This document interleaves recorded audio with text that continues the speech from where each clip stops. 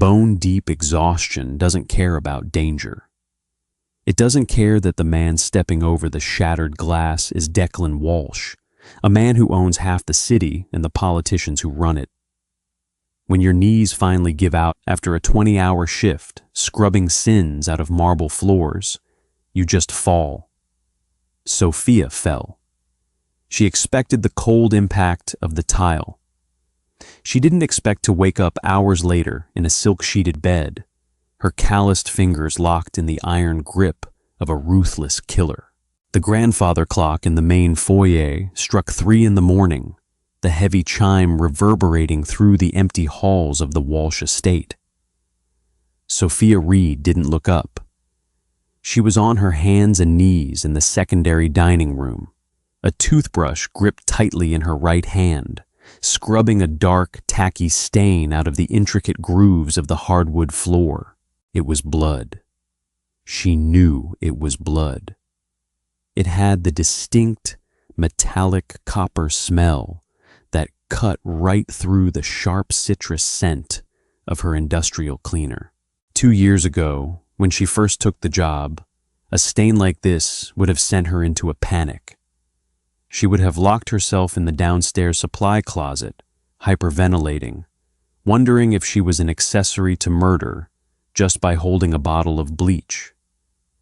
Now, at 24, burdened by a mountain of her late sister's medical debt and facing eviction every month, her cynicism had thoroughly calloused her conscience. Murder was above her pay grade. Getting the stain out before the morning staff arrived was her only concern. Sophia sat back on her heels and wiped the back of her forearm across her forehead. Her muscles screamed. A dull, throbbing ache had settled at the base of her spine 12 hours ago, and it was slowly radiating down her legs. The Walsh estate was less a home and more a fortress built for a king who trusted no one. It was massive, cold, and entirely devoid of warmth. Everything was mahogany, marble, and glass. Everything showed fingerprints. Everything showed dust. And the men who occupied it, Declan Walsh and his inner circle of tailored, dead-eyed lieutenants, were careless. They moved through the house like a storm, leaving behind cigar ash, half-empty glasses of scotch, shattered plates, and occasionally worse things. She tossed the toothbrush into her plastic caddy and grabbed a rag to wipe down the baseboards. She was supposed to clock out at midnight, but there had been a meeting. That's what the head housekeeper, Mrs. Gable, called them. The boss is having a meeting in the West Wing. Stay out of sight, but be ready. Sophia despised the meetings. They meant shouting that echoed through the vents. They meant the heavy thud of furniture overturning. They meant staying until dawn to erase the evidence of violent men doing violent things. She finally stood, her knees popping loud enough to echo in the cavernous room. She picked up her caddy. The house was dead quiet now. The cars had peeled out of the gravel driveway an hour ago. The soldiers had retreated to their quarters. Only Declan Walsh remained upstairs in the master wing, a place Sophia was strictly forbidden from entering. She didn't care about Declan Walsh. The other maids whispered about him in the laundry room. They talked about his broad shoulders, his sharp jawline, the cold, calculating way he looked at people. They romanticized the danger. Sophia thought they were idiots. Declan wasn't a romance novel protagonist. He was a stone-cold pragmatist who didn't know how to load a dishwasher and left his dirty, blood-specked shirts on the floor for someone else to pick up. He was just another wealthy boss, and she was just a ghost pushing a mop. Sophia dragged her feet toward the kitchen. She needed to put her supplies away, sign the ledger, and walk the 2 miles in the freezing rain to the bus stop. The hallway stretched out before her, dimly lit by motion sensor sconces. the air conditioning was always set to a frigid 65 degrees. She shivered in her thin, gray uniform. Her vision blurred at the edges. She blinked hard, trying to force the fatigue away. Just 10 more minutes, she told herself. Put the caddy away. Get your coat. She turned the corner into the expansive library to take the shortcut to the servants' stairs. The room was suffocatingly dark, smelling of old paper, leather, and stale tobacco. Halfway across the Persian rug, her foot caught on something heavy. A discarded heavy crystal tumbler left right in the middle of the floor. Sophia stumbled. She didn't have the reflexes to catch herself. The heavy plastic caddy slipped from her grip, clattering loudly against the wood floor, sending bottles of cleaner and wet rags rolling into the darkness. Sophia hit the ground hard, her shoulder taking the brunt of the impact. She lay there on the rug. The pain in her shoulder throbbed, but strangely, the floor felt incredibly soft. I'll just close my eyes for 1 second, she thought, the cynical voice in her head finally drowned out by sheer biological exhaustion, just until the pain stops. She didn't get up. The dark swallowed her whole. Declan Walsh was not asleep. He hadn't slept more than 3 consecutive hours in 6 months. He stood by the floor-to-ceiling window in his study, a glass of lukewarm tap water in his hand, watching the rain lash against the reinforced glass. He was 32, but his bones felt 80. The meeting tonight had been a disaster. The O'Connor faction was getting bold, pushing into the docks, testing his boundaries. He had been forced to make an example of one of their messengers. It was brutal. It was necessary. It was exhausting. He set the glass down on his desk, wincing slightly as the fabric of his shirt pulled against the bruised skin of his ribs. He unbuttoned his collar, discarding his tie onto the back of a leather chair. His head pounded with a vicious migraine that pulsed behind his left eye. He needed the ledgers from the 2024 shipments to cross-reference a discrepancy he'd noticed during the shouting match downstairs. The files were in the secondary library. Declan walked out of his study, his footsteps silent on the thick runners. The house was a tomb. It was his tomb, really. He had built it, fortified it, and now he was trapped inside it. He paid dozens of people to keep it running.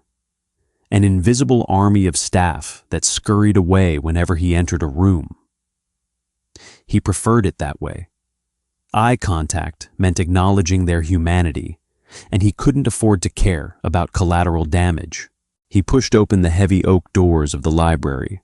He didn't bother turning on the main chandelier, opting instead to let the weak moonlight and the hallway spill guide him toward the filing cabinets. He took 3 steps into the room and stopped. His instincts, honed by a lifetime of paranoia, flared. Someone was in the room. He didn't reach for the gun holstered at his hip. The breathing was too slow, too shallow to be an assassin. Declan squinted into the gloom. Near the center of the room, surrounded by a spilled assortment of spray bottles and sponges, lay a crumpled heap of gray fabric. He moved closer, his guard dropping into sheer confusion. It was one of the maids. She was curled onto her side on the Persian rug, her knees pulled up slightly toward her chest. Her dark hair was out of its neat bun, spilling across her cheek. Her face was pale, nearly translucent in the dim light, with bruised purple exhaustion carved deep under her eyes. Declan stood over her, perfectly still. He recognized her vaguely. She was the one who never looked down when he passed her in the halls, but never looked directly at him either. She looked right through him, like he was a piece of ugly furniture.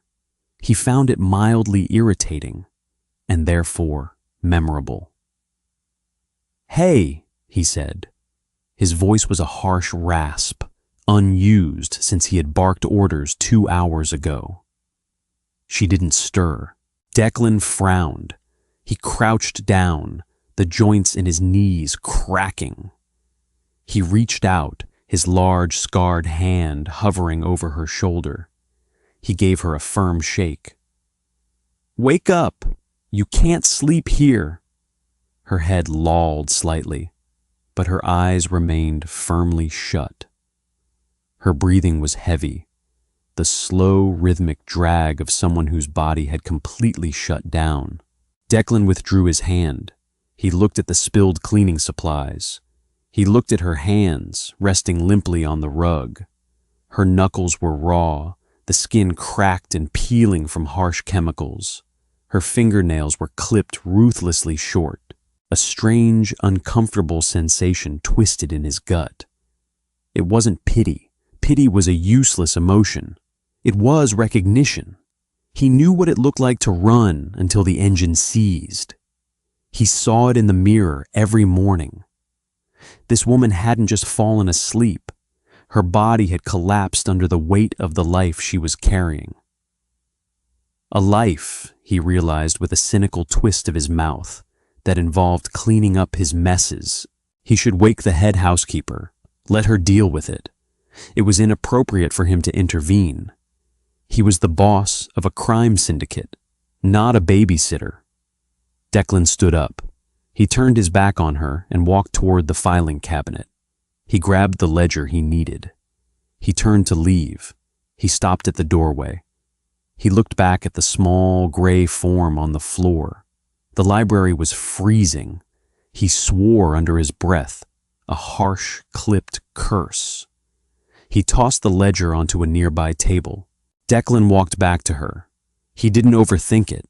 He bent down, sliding one arm beneath her knees and the other behind her back. He expected her to wake up in a panic, to scream or flail. Instead, as he lifted her, she merely sighed, her head falling naturally against his chest. She weighed next to nothing. It was alarming how light she was. She felt like a bundle of hollow bones wrapped in a cheap uniform. Declan adjusted his grip. She smelled like bleach, lemon polish, and faint, cheap vanilla soap. It was the most grounded, normal thing he had smelled in weeks. He carried her out of the library. He bypassed the servant stairs. They were too narrow, and he wasn't about to navigate them in the dark. He carried her up the sweeping main staircase, his boots making no sound on the carpet. He walked down the east corridor of the guest wing. He kicked open the door to the first suite. The room was spotless, the bed made with crisp, suffocatingly tight corners. Declan walked to the bed. He didn't bother pulling back the thick duvet. He simply laid her down on top of it. He started to pull his arms away. As he shifted his weight to stand, her hand twitched. Her fingers, rough and cold, closed around his wrist. Declan froze. He looked down. She wasn't awake. Her eyes were still shut tight, but her grip was desperate, anchoring him to the spot. It was a reflex, a dying grip on a lifeline. He stared at her hand on his wrist. He could easily pull away. He could break her grip with a flick of his arm. He didn't. Declan looked at the empty armchair in the corner of the room. He looked back at the maid. He exhaled a long, ragged breath, dragged the armchair to the side of the bed with his free hand, and sat down. Sophia woke to the sensation of drowning in a cloud. It was a slow, confusing ascent to consciousness. Usually, she woke up to the screech of her phone alarm, the agonizing stiffness in her back, and the drafty chill of her cramped apartment. Today, she felt warmth. A heavy, expensive kind of warmth. She kept her eyes closed for a moment, letting her brain boot up. Her shoulder ached dully. Her feet throbbed. She remembered the library, the spilled caddy, the floor. Her eyes snapped open. The ceiling was wrong. It wasn't the water-stained plaster of her bedroom. It was high, vaulted, and painted a stark, pristine white with intricate crown molding. Panic, cold and sharp, spiked in her chest. She sat up violently, her breath catching in her throat. She was on a bed the size of a small island. Silk pillows, a heavy down duvet. She tried to scramble backward to get off the mattress, but her right arm yanked tight, stopping her dead. Sophia looked down. Her hand was swallowed by another. Large, deeply tanned, with knuckles scarred white and a heavy gold watch cutting into the wrist. She traced the arm attached to the hand. Up the rolled-up sleeve of a white dress shirt, across a broad expanse of chest, rising and falling in a steady rhythm. Up to a face that made the bottom drop out of her stomach. Declan Walsh. He was slumped in a velvet armchair, pulled flush against the side of the bed. His head was tilted back at an uncomfortable angle, his dark hair messy, a shadow of stubble rough on his jaw. He was fast asleep, and he was holding her hand. No, Sophia realized with a jolt of pure horror. Her fingers were curled tightly around his palm, and his fingers were draped loosely over hers. She was holding his hand. Her mind raced, cycling through a Rolodex of catastrophic scenarios. Did she sleepwalk? Did she attack him? Was she going to be buried in the foundation of a new casino? She needed to extract her hand. Slowly, Sophia held her breath. She relaxed her fingers, moving with the agonizing slowness of someone trying to disarm a bomb. She slid her index finger out, then her middle finger. She was almost free.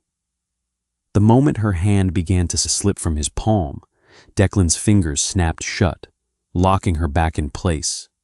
His eyes opened. They weren't groggy. There was no slow blinking or confused staring. His eyes went from completely shut to violently awake in a fraction of a second. They were a pale, icy blue, and they locked onto her face with terrifying intensity. Sophia froze, her heart hammering against her ribs like a trapped bird. Declan stared at her. He didn't move. He didn't let go of her hand. The silence in the room was heavy, thick enough to choke on. Sophia started, her voice cracking. Her throat was bone dry. She swallowed hard and tried again, channeling every ounce of cynical bravery she possessed. I can explain. Declan slowly sat up straighter in the chair, rolling his neck. It popped loudly. He looked down at their joined hands. Can you? He asked. His voice was gravel, low and flat. I slipped, Sophia said, rushing the words out.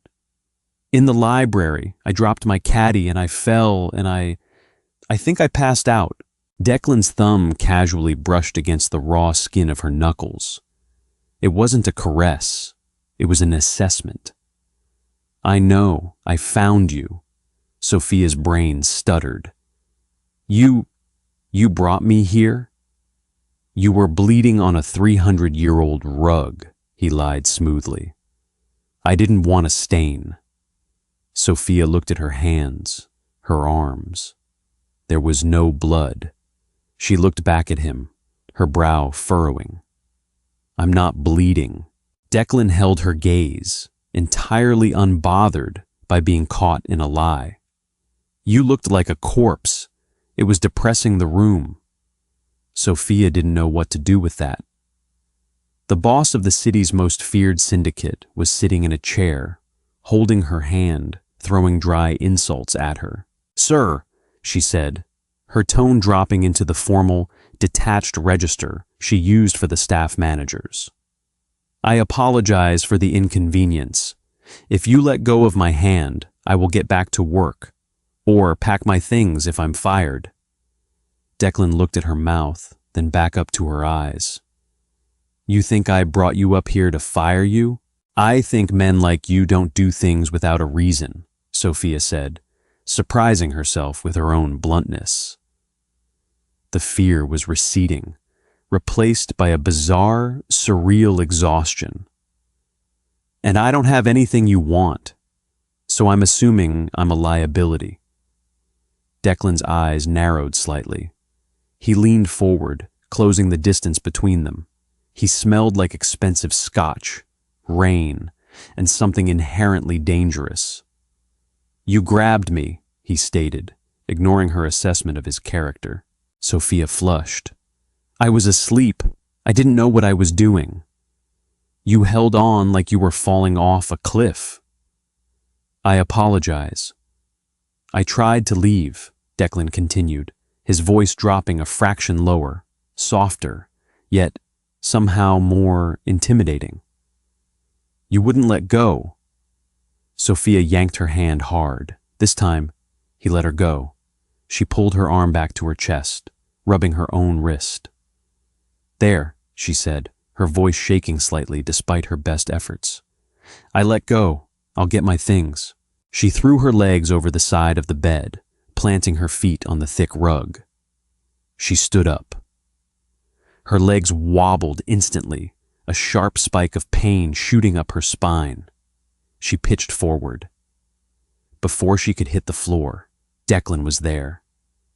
He moved with terrifying speed, his hands clamped onto her waist, holding her steady. His grip was entirely different this time, not a passive anchor, but a cage of solid muscle. Sophia gasped, her hands flying up to press flat against his chest. She could feel the hard ridge of his ribs beneath the thin cotton of his shirt. Declan looked down at her. He was a head taller, his broad frame blocking out the morning light from the window. Sit down, he ordered quietly. I need to leave, Sophia countered, tilting her head back to glare at him. My shift ended 6 hours ago. Sit down. He didn't raise his voice, but the command carried the weight of a physical blow. He effortlessly lifted her backward, depositing her back onto the edge of the mattress. He didn't step away. He stood between her knees, crowding her space, looking down at her with an expression she couldn't read. It wasn't anger. It wasn't pity. It was something entirely too focused. What is your name? He asked. Sophia stared at his collarbone. Sophia. Sophia Reed. Sophia, he repeated. The way he said it made it sound heavy. How many hours a week do you work in this house, Sophia? 80, she lied. It was closer to 90. And before you passed out in my library, Declan said, his gaze dropping to the dark circles under her eyes. When was the last time you slept? That isn't your concern, Mr. Walsh. A muscle feathered in his jaw. I make it my concern when my staff start dropping dead in my hallways. I didn't drop dead. I was resting. You were comatose. Declan finally took a half step back, giving her a fraction of breathing room. He reached into his pocket and pulled out a sleek, black phone. He dialed a single number and put it to his ear. Gable, he barked into the receiver. Bring breakfast to the East Wing guest suite. 2 plates, and cancel Sophia Reed's shifts for the next week, with pay. He hung up before the housekeeper could respond and tossed the phone onto the bed. Sophia stared at him, her mouth slightly open. You can't do that. If I don't work, I just said with pay, Declan interrupted coldly. He walked back to the velvet armchair and sat down heavily, resting his elbows on his knees, watching her. You aren't leaving this room until you eat. And you aren't leaving this house until you don't look like a stiff. Sophia gripped the edge of the mattress. Why are you doing this? Declan looked away, staring out the window at the gray morning light. The hard, ruthless mask of the boss slid back into place, locking away whatever brief moment of humanity had compelled him to carry her upstairs. Because, Declan said softly, his voice devoid of emotion. I hate cleaning up messes, and you were about to become a very inconvenient one. The knock on the door was sharp and hesitant, a rhythm that betrayed the anxiety of the person standing on the other side. Come in, Declan called out. He didn't raise his voice, but the acoustic design of the estate carried the command perfectly. The heavy door clicked open. Mrs. Gable, a woman who usually moved through the house with the militant authority of an army general, froze in the threshold. She was balancing a heavy silver tray laden with covered plates, a carafe of coffee, and fresh juice. Her eyes darted from Declan, sitting casually in the velvet armchair, to Sophia, sitting stiffly on the edge of the immense bed. For 3 seconds, Mrs. Gable's face was a masterclass in suppressed shock. Then, the neutral mask of a seasoned head housekeeper slammed into place. Put it on the table, Declan instructed, gesturing to a small glass-topped table near the window. Mrs. Gable obeyed in total silence. The porcelain clinked faintly as she set the tray down. She didn't look at Sophia. That was worse, Sophia thought. The active avoidance of eye contact meant Mrs. Gable was already drawing conclusions, and none of them involved Sophia accidentally passing out from exhaustion. Will there be anything else, sir? Mrs. Gable asked, her hands clasped tightly in front of her crisp apron. No, make sure no one comes down this corridor until I say otherwise. That includes security. Understood. Mrs. Gable gave a stiff nod, turned on her heel, and exited, pulling the door shut with a soft, final click. Sophia felt the remaining air suck out of the room. She was entirely alone with him again. Declan stood. The sudden movement made Sophia flinch backward, her shoulders hitting the silk pillows. He ignored the reaction, walking over to the table and lifting the silver cloches. The smell of bacon, buttered toast, and rich coffee flooded the room. Usually, the smell of hot food would make Sophia's mouth water. Today, her stomach twisted into a tight, hard knot. Nausea, fueled by adrenaline and sheer fatigue, clawed up her throat. Declan picked up a plate, grabbed a fork, and walked back to the bed. He held it out to her. Eat! Sophia looked at the plate. Scrambled eggs, thick-cut bacon, roasted tomatoes. It was more food than she typically ate in 2 days. I'm not hungry. I didn't ask if you were hungry, Declan said smoothly. He didn't lower the plate. I said eat. Your blood sugar is on the floor. You look like you're going to pass out again. And if you do, I'm not carrying you to a hospital. Sophia gritted her teeth. She snatched the plate from his hand, careful not to let their fingers brush. She placed it on her lap, staring down at the eggs. Declan walked back to the table, poured a cup of black coffee for himself, and leaned against the windowsill. He took a slow sip, watching her over the rim of the cup. Sophia picked up the fork. Her hand was shaking. She hated it, but she couldn't stop the fine tremor in her fingers. She managed to get a piece of toast to her mouth. It tasted like ash, but she chewed mechanically and forced it down. 80 hours, Declan said suddenly, breaking the heavy silence. Sophia paused, the fork hovering over her plate. What? You said you work 80 hours, but my payroll manager runs a tight ship. He doesn't authorize overtime without my signature, which means your ghosting shifts. Sophia set the fork down. The cynical edge she kept honed for the streets flared back to life. I swap badges with the night staff. Maria needs to be home with her kids, so I take her shifts and she gives me the cash. It gets the floors clean, doesn't it? Declan didn't blink. It circumvents my security protocols. I need to know exactly who is in my house at all times. I'm scrubbing baseboards, Mr. Walsh, not planting bugs. Sophia crossed her arms over her chest, immediately regretting the motion as it pulled the fabric of her uniform tight across her aching shoulders. If you want to fire me for it, just do it. Stop playing this game. If I wanted to fire you, Reed, you'd be walking in the rain right now. Declan set his coffee cup down on the sill. He crossed his arms, mirroring her posture, though on him, the stance looked entirely predatory. You're hiding from something, or you're working off a debt. Nobody scrubs blood out of a hardwood floor at 3 a.m. just to pay rent. Sophia's breath hitched. She looked away, staring at the intricate pattern of the duvet.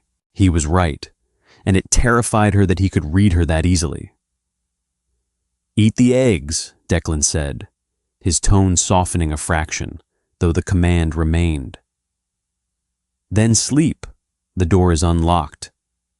But if I find you downstairs with a mop in your hand before next week, I won't be giving you a paid vacation. I'll throw you out myself. He pushed off the windowsill and walked toward the door. Why do you care? Sophia asked, her voice cracking slightly in the empty room. Declan paused with his hand on the brass doorknob. He looked back at her. The shadows of the hallway caught the harsh angles of his face. You're a fixture in my house, he said flatly. I expect my fixtures to be in working order. He stepped out and shut the door.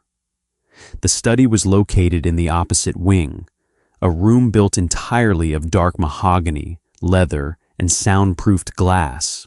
Declan sat behind the massive desk, rubbing his thumb hard against his temple. The migraine was back, pulsing with steady, vindictive rhythm. The door opened without a knock. Only one person in the organization had that privilege. Finn stepped into the room, tossing a thin manila folder onto the center of Declan's blotter. Finn was lean, sharply dressed, and possessed the casual, relaxed demeanor of a man who was very comfortable committing violence. Sophia Reed, Finn said, dropping into one of the guest chairs and stretching his long legs out. 24, clean record, no affiliations with the O'Connors, no ties to the docks, just a civilian. Declan opened the folder. The first page was a copy of her driver's license. She looked younger in the photo, her face fuller, the exhausting shadows under her eyes absent. And the debt? Declan asked, his eyes scanning the background check. It's ugly, Finn said, leaning his head back. She had an older sister, leukemia, uninsured. The sister died 8 months ago, but before she did, they ran out of conventional options. Sophia co-signed a loan to pay for experimental treatments at a private clinic. Declan flipped the page. He stopped at a ledger sheet Finn had acquired from a shadow contact. He looked at the name at the top of the column. Tommy Sullivan. Declan let out a slow, sharp exhale. Tommy Sullivan was a mid-level loan shark operating out of the South Side. A bottom feeder. He lent money to desperate people with impossible interest rates, and when they couldn't pay, he squeezed them for assets, or worse, forced them into his less legitimate businesses. How much? Declan asked.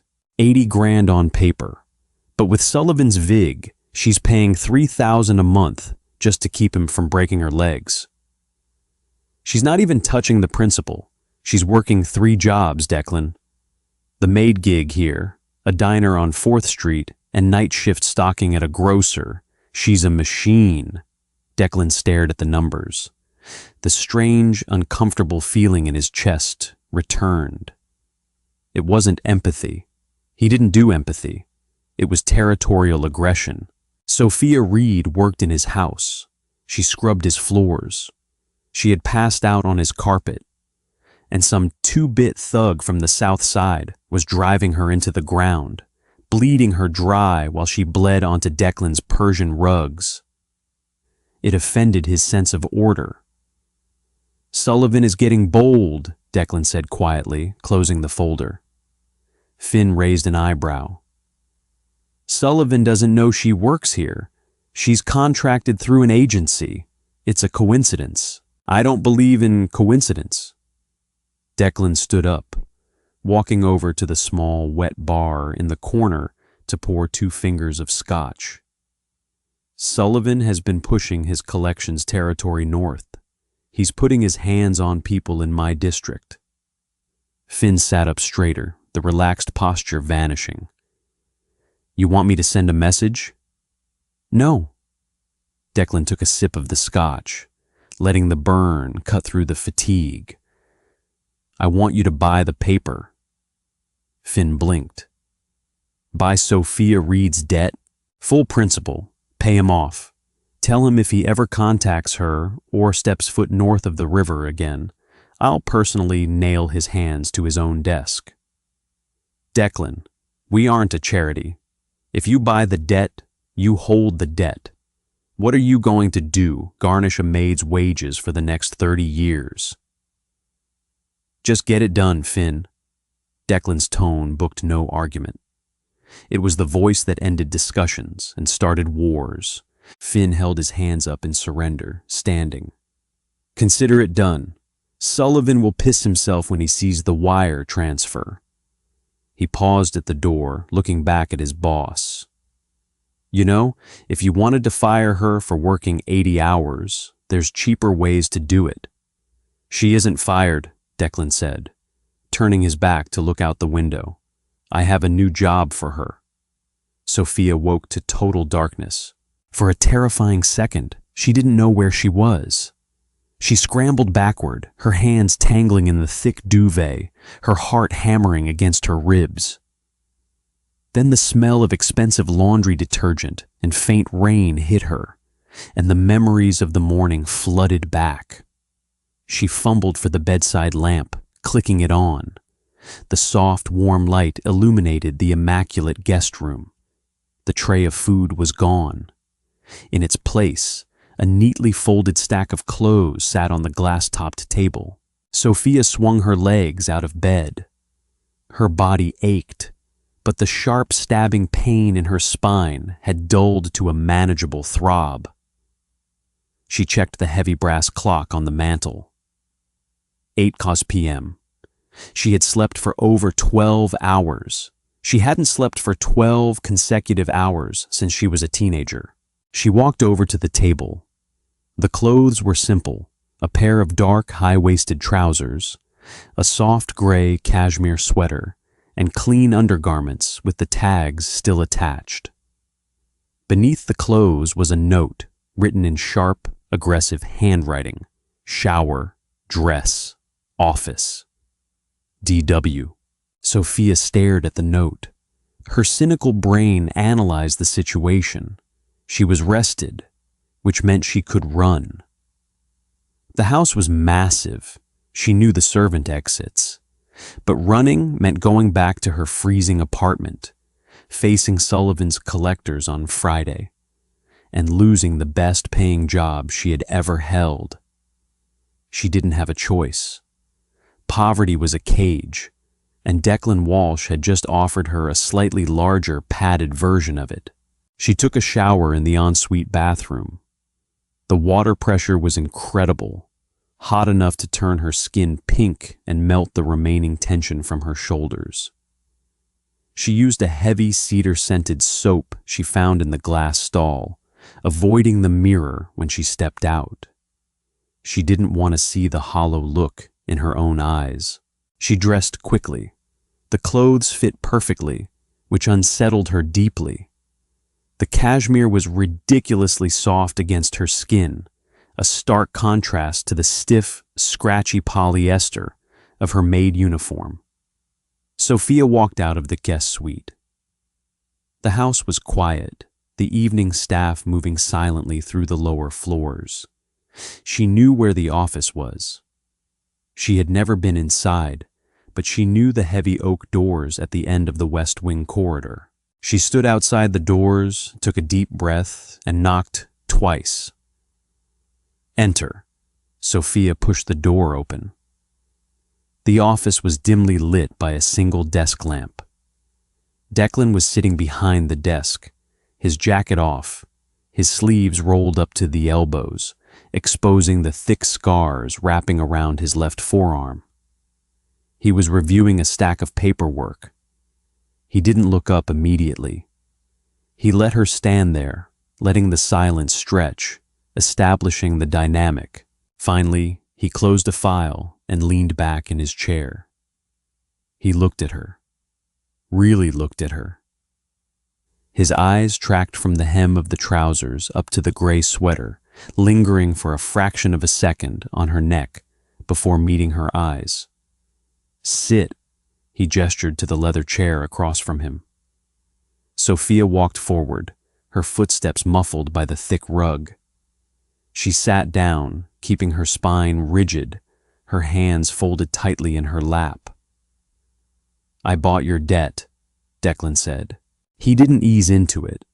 He dropped the bomb with the casual indifference of a man discussing the weather. Sophia stopped breathing. The blood roared in her ears. "You... what?" Declan pushed a single piece of paper across the desk. It was a release form, stamped and signed by Tommy Sullivan's holding company. The balance was marked as 0.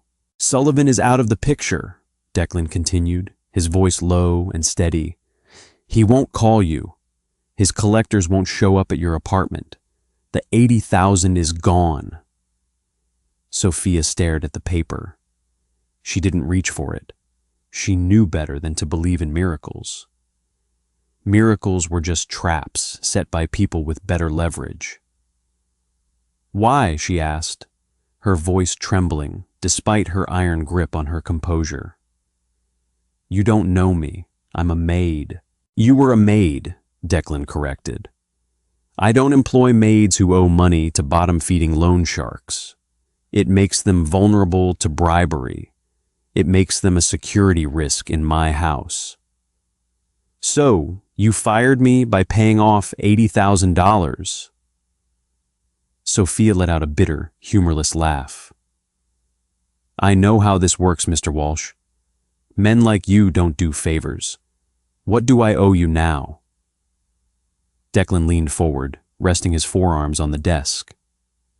The space between them suddenly felt incredibly small. "You owe me exactly what I paid," Declan said. "But I don't charge interest, and I don't break legs. How am I supposed to pay you back if I don't have a job?" "I didn't say you didn't have a job. I said you aren't a maid anymore." Declan pulled another folder from a drawer and opened it. "This house is too large. My staff is too large. I don't trust half the people on my payroll. Mrs. Gable is competent, but she gossips with the cooks. I need someone who knows how to be invisible, someone who notices when things are out of place." Sophia frowned, her confusion warring with her suspicion. "You want me to spy on your staff?" "I want you to manage my private quarters," Declan replied smoothly. "My office, my bedroom, the secured wing, areas the general staff are forbidden from entering. You will clean them. You will organize them. You will report directly to me and only to me. In exchange, your salary triples. A portion of that goes toward your debt every month until it's clear." Sophia stared at him. It was a lifeline. It was a massive, impossibly thick lifeline thrown to a drowning woman. but the rope was tied to a shark. "Why me?" she asked quietly. "You could hire a professional, someone with clearance." Declan looked at her hands, still tightly clasped in her lap. He remembered the desperate iron grip she had on his wrist in the morning.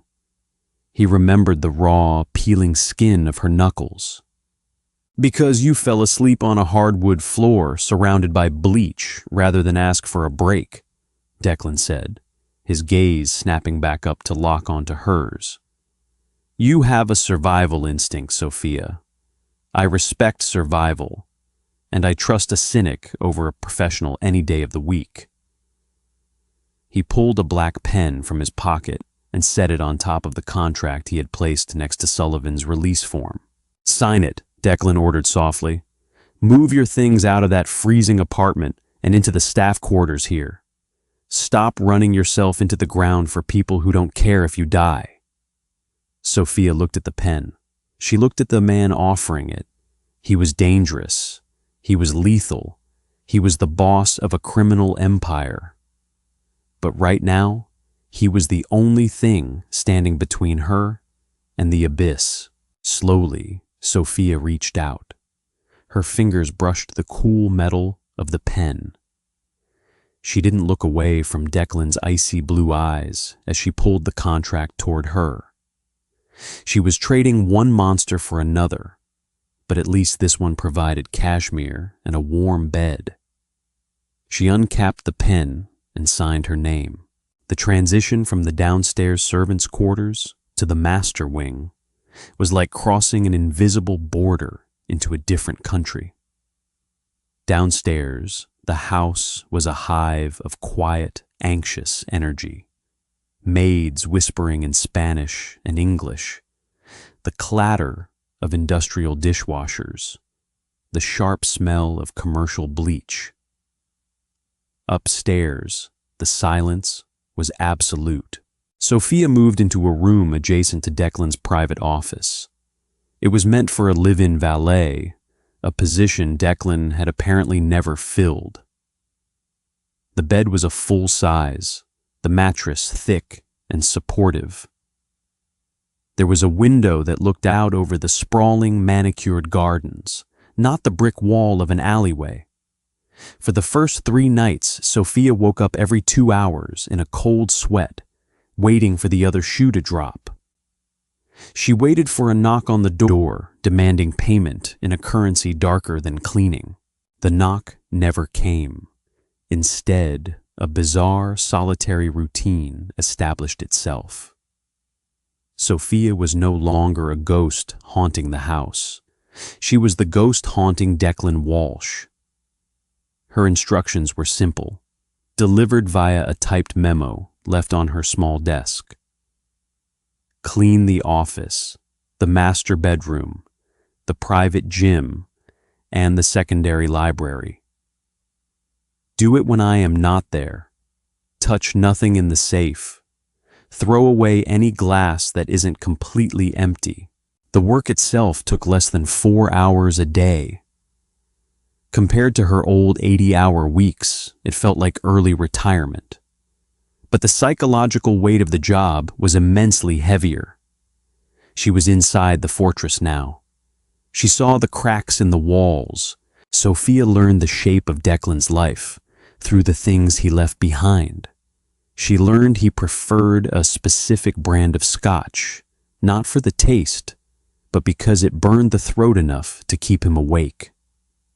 She learned he paced when he was angry, leaving faint, repetitive indentations in the plush carpet near the window. She learned he owned an arsenal of tailored suits, but often discarded the jackets on the floor, the silk linings carrying the faint smell of gunpowder and stale cigar smoke from backroom meetings. And she learned he was bleeding out, not physically, but mentally. It was a Tuesday night, nearly 1 a.m. Sophia was in his office, polishing the mahogany desk. She thought he was out. The security detail hadn't signaled his return. She was humming softly under her breath, a habit she'd picked up from her late sister, moving a microfiber cloth over the heavy brass lamp. The heavy oak door opened without a sound. Sophia froze, her hand hovering over the wood. Declan stood in the doorway. He looked wrecked. His tie was gone, the top 3 buttons of his shirt undone. A dark, ugly bruise was blooming along his left jawline, disappearing into his collar. He didn't look at her. He walked straight to the wet bar, poured a heavy measure of scotch, and downed it in one fluid motion. "I apologize, sir," Sophia said, her voice dropping into the quiet, professional register. "I thought you were off the premises. I'll leave." Declan poured another glass. He finally turned his head. His icy blue eyes were bloodshot, the exhaustion hanging off him like a wet overcoat. "Stay," he said. The word was rough, scraping against his throat. Sophia hesitated. She clutched the microfiber cloth in her hand. "Do you need me to clean something?" "No." He walked over to the leather chair behind his desk and collapsed into it. The leather groaned under his weight. He rested his elbows on the polished wood she had just cleaned and buried his face in his large hands. "Just stay. Don't talk. Just keep doing what you were doing." Sophia stood completely still for a long moment. Every survival instinct she had honed on the South Side screamed at her to leave the room. You didn't stay in a cage with a wounded predator. You backed away slowly and locked the door behind you. But looking at him, she didn't see the ruthless boss of a criminal syndicate. She saw a man crumbling under the weight of his own gravity. She knew that feeling. She had lived in that exact state of suffocating pressure for 2 years while her sister died. She turned back to the bookshelves. She didn't hum, but she resumed dusting, her movements slow and deliberate. The silence in the room stretched. It wasn't the heavy, oppressive silence of fear. It was the exhausted, hollow silence of a hospital waiting room. For 30 minutes, the only sounds were the soft glide of Sophia's cloth against the wood bindings of old books and the deep, ragged rhythm of Declan's breathing. When she finally finished the far wall, she turned around. Declan was asleep in the chair. His head rested on his forearms, his face turned away from her. The glass of scotch sat untouched next to his elbow. Sophia walked quietly to the desk. She looked at the harsh, bright glare of the desk lamp shining directly onto the side of his face. Slowly, carefully, she reached out and clicked it off, plunging the office into the soft blue light of the moon filtering through the windows. She didn't wake him. She turned and walked out, pulling the door shut behind her. The next morning, when she returned to clean, the office was empty. But on the center of the desk, right where she had been polishing, sat a small, pristine white box from a bakery 3 towns over. Inside was a single, perfect slice of vanilla cake. There was no note. There didn't need to be. It was a silent acknowledgement of a shared secret. He had let her see him weak, and she hadn't run. The quiet rhythm of their strange coexistence shattered 2 weeks later. It was a Friday night, the kind of night where the city felt heavy with impending violence. The humidity was suffocating, thick gray clouds trapping the heat against the pavement.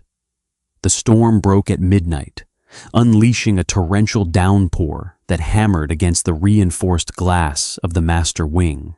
Sophia was awake. The thunder made it impossible to sleep, but it was more than the weather. The house felt different tonight. The security guards patrolling the grounds had doubled. The heavy steel gates at the front of the estate had been locked since dusk. Finn, Declan's second-in-command, had been pacing the lower halls with an assault rifle strapped across his chest. The O'Connor faction wasn't just pushing the boundaries anymore. They had crossed the line. At 2:15 a.m., the private elevator that led directly from the underground garage to the master suite engaged. The quiet hum of the machinery vibrated through the floorboards of Sophia's room. She sat up in bed, pulling a thick cotton robe over her sleepwear. She cracked her door open, peering into the dark hallway. The elevator door slid open with a soft ding. Declan stepped out. He didn't walk. He dragged himself. His left arm was wrapped tightly around his midsection, his posture hunched. The hallway runners absorbed the sound of his heavy, dragging footsteps. Sophia stepped out of her room, the cynical caution overridden by an immediate, visceral spike of adrenaline. "Mr. Walsh?" she called out softly. He stopped, his head snapping toward her. In the dim emergency lighting of the corridor, his face was entirely drained of color, a stark, waxy white. His dark suit jacket was missing. His white button-down shirt was completely saturated on the left side, clinging to his torso in a heavy, dark, slick mass. It was blood. So much blood it was dripping onto the hardwood, forming a steady, rhythmic patter. "Go back to bed, Sophia," he grunted, his voice tight with agony. He took another step toward his bedroom, his boot slipping slightly on a drop of his own blood. He caught himself heavily against the wall, leaving a dark, smeared handprint on the pristine wallpaper. Sophia didn't go back to bed. She moved fast, closing the distance between them. "You're bleeding," she said, stating the horrifyingly obvious. She reached out, hovering her hands near him, unsure where to touch without causing more pain. "I need to call the perimeter guards. We need to get Finn." "No," Declan hissed. He grabbed her wrist, his grip surprisingly weak, trembling violently. "No doctors, no Finn, nobody." "You're going to bleed to death in your hallway," she shot back, her fear sharpening into anger. "I'm not cleaning up your corpse." "Lock the elevator," he ordered, his eyes sliding out of focus for a second before he forced them back to her face. "Code is 0409. Lock it down, then get the black bag from under my bathroom sink." He pushed off the wall and stumbled into his bedroom, kicking the heavy door shut behind him. Sophia stood frozen for exactly 2 seconds. Then her street-forged pragmatism kicked in. She ran to the elevator panel, punched in the code, and heard the heavy deadbolts engage in the shaft. She turned and sprinted into the master bedroom. Declan was sitting on the edge of the massive bed, his head hanging between his knees, breathing in shallow, wet rasps. Sophia ran into the master bathroom, dropping to her knees and throwing open the cabinets under the marble sink. She found the black canvas trauma bag, heavy and packed to the seams. She dragged it out and carried it into the bedroom, dropping it on the floor at his feet. "Take the shirt off," she ordered. She didn't sound like a maid. She sounded like the woman who had argued down medical billing departments and held her sister down through bone-deep pain. Declan looked up at her, his lips pressed into a thin white line. He reached for the buttons of his shirt, but his fingers were slick with blood and shaking too badly to work the small plastic discs. "Stop," Sophia said. She stepped between his knees, entirely abandoning the boundaries of their roles. She grabbed the collar of the ruined shirt and ripped it open, the buttons popping and scattering across the floor. She peeled the soaked fabric off his shoulders and threw it onto the carpet. The wound was ugly. It wasn't a bullet hole, which brought a brief, microscopic wave of relief. It was a jagged, deep laceration running horizontally across his left oblique, just below the rib cage. It looked like a knife wound, dragged hard and deep. The flesh was parted, dark crimson welling up and spilling over his waistband. "It's deep," Sophia said, her voice remarkably steady, despite the bile rising in her throat. She unzipped the trauma bag, her hands flying over the neatly organized supplies. "I'm not a doctor. I don't know how to stitch." "You don't need to," Declan ground out, gripping the edge of the mattress until his knuckles turned white. "Just clean it, pack it, tape it shut. The bleeding will stop if you put pressure on it." Sophia grabbed a bottle of sterile saline and a thick stack of gauze. "This is going to burn." "Do it." She uncapped the saline and poured it directly over the wound. Declan's entire body went rigid. A low, feral groan ripped out of his throat, his eyes rolling back slightly. His free hand shot out, grabbing Sophia's hip in a bruising grip to ground himself against the pain. Sophia flinched, but she didn't pull away. She clamped her jaw shut and pressed a thick wad of gauze directly into the laceration, applying brutal, heavy pressure. "Keep breathing," she ordered, her voice shaking now. She leaned her weight into her hands, pressing down on the wound. "Don't pass out on me. I can't lift you." Declan's head fell forward, resting heavily against her stomach. His breath was hot and erratic through the thin cotton of her robe.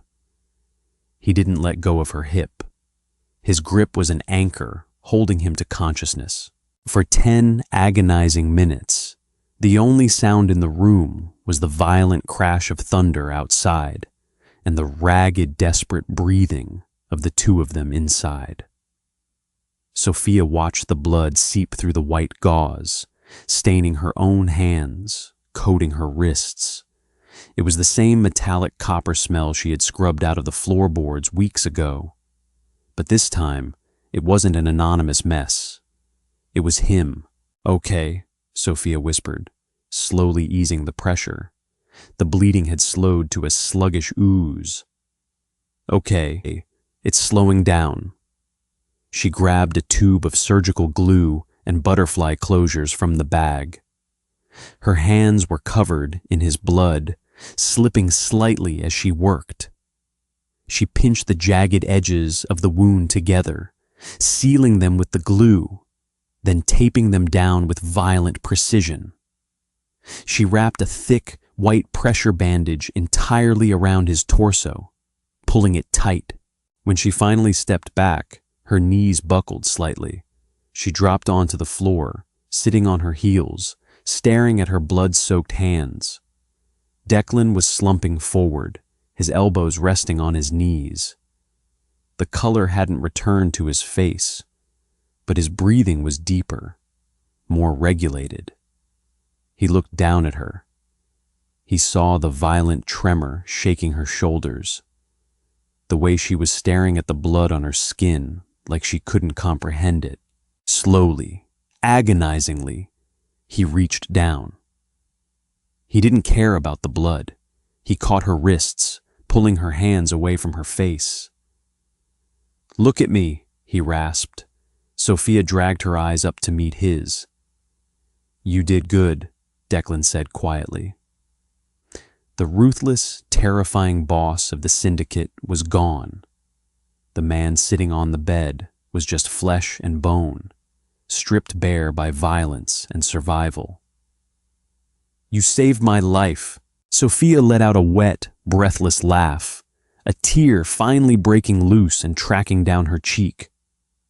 "I just didn't want to scrub you out of the carpet." A faint ghost of a smile touched the corner of Declan's mouth. He didn't let go of her wrists. He pulled her slightly closer, resting his forehead against hers. He smelled like sweat, iron, and rain. "Thank you, Sophia." The adrenaline crash hit them both simultaneously, a heavy, suffocating blanket that snuffed out the remaining energy in the room. Sophia pulled away first. She stood up, her legs feeling like lead. She went into the bathroom, turning the water on hot, and scrubbed her hands until the skin was raw and pink, watching the dark, diluted red swirl down the marble drain. She grabbed a warm, wet washcloth and walked back into the bedroom. Declan hadn't moved. He was still sitting on the edge of the bed, staring blankly at the far wall. The pain medication she had forced him to swallow from the trauma bag was finally kicking in, dulling his eyes and slacking the tight lines of tension around his mouth. Sophia stepped in front of him. She gently wiped the smeared blood from his jawline, then cleaned the dark handprint he had left on his own arm. He let her do it, his eyes tracking her movements with a lazy, heavy focus. "You need to lie down," Sophia said, tossing the ruined washcloth onto the pile of bloody clothes. "If I lie down," Declan slurred slightly, "I won't wake up if they breach the gates." "Finn is downstairs," Sophia countered, her voice firm. "The gates are locked. The elevator is dead. Nobody is coming up here tonight. Lie down." Declan looked at her. The defenses that usually shielded his mind were entirely compromised by the narcotics and blood loss. "I can't. If I close my eyes, it all caves in. The whole damn thing caves in." Sophia's heart ached. It was a sharp, unfamiliar pain. She had spent 2 years hardening herself against empathy, building a cynical wall to survive the crushing weight of her own poverty. But looking at the most powerful, dangerous man in the city, she realized they were built exactly the same. They were both Atlas, holding up a sky that was constantly trying to crush them. He just had better suits. "It won't cave in," Sophia said softly. She reached out, placing a clean hand flat against his uninjured shoulder. She pushed gently but firmly. "I'm right here. I'll watch the door." Declan resisted for a fraction of a second, his ingrained paranoia fighting the command. Then, the fight simply drained out of him. He let her push him backward. He hissed in pain as his back hit the mattress, his face contorting before settling into a pale, exhausted mask. Sophia pulled the heavy duvet up, covering him to the chest. She turned to grab the trauma bag and the bloody clothes, intending to take them to the incinerator chute in the hall. As she turned away, a hand clamped around her wrist. It wasn't a desperate, crushing grip like the one she had inflicted on him weeks ago in the guest room. It was weak. It was a question, not a demand. Sophia looked back. Declan's eyes were half closed, fighting a losing battle against the drugs and fatigue. "Don't go," he whispered. Sophia looked at the heavy oak door. She looked at the blood on the carpet. She looked at the man holding her tethered to the earth. She remembered the way he had sat in the velvet armchair while she slept, guarding her when she was at her lowest, most vulnerable point. He hadn't left her to face the darkness alone. Sophia didn't pull her hand away.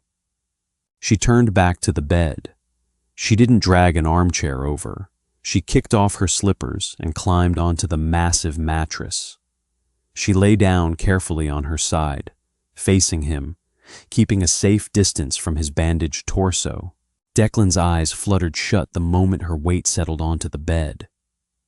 He didn't pull her closer, and he didn't try to bridge the gap between them. He simply kept his fingers loosely wrapped around her wrist, a physical confirmation that he wasn't alone in the empty, cavernous room. "I'm here," Sophia whispered into the quiet dark. "Go to sleep, Declan." It was the first time she had used his first name. Declan exhaled a long, deep breath, the tension completely leaving his body. Within minutes, the ragged, painful rhythm of his breathing smoothed out into the slow, steady drag of genuine, restorative sleep. Sophia lay there, watching the rise and fall of his chest. She was trapped. She was bound to a man who lived in a world of violence and blood, a man who had bought her life with a single signature. She should be terrified. She should be plotting her escape. But as she lay in the dark, her fingers lightly brushing against his knuckles, Sophia Reed realized a terrifying truth. She didn't want to leave the cage. For the first time in years, she felt safe. And God help anyone who tried to break the bars. That's how you blur the line between a hostage and a savior, isn't it? Sophia thought she was trading one monster for another, but it turns out the monster just needed someone to pull the thorns from his paws. Now that blood has been spilled and the walls are coming down, their bond is sealed. But the O'Connor faction isn't going to just walk away. What happens when the syndicate realizes Declan Walsh's greatest weakness is sleeping right beside him? If you want to see the explosive aftermath and find out if Sophia can survive the mafia war she just stepped into, hit that like button, subscribe to the channel, and tell me in the comments. Would you have stayed in that room, or would you have run? See you in the next part.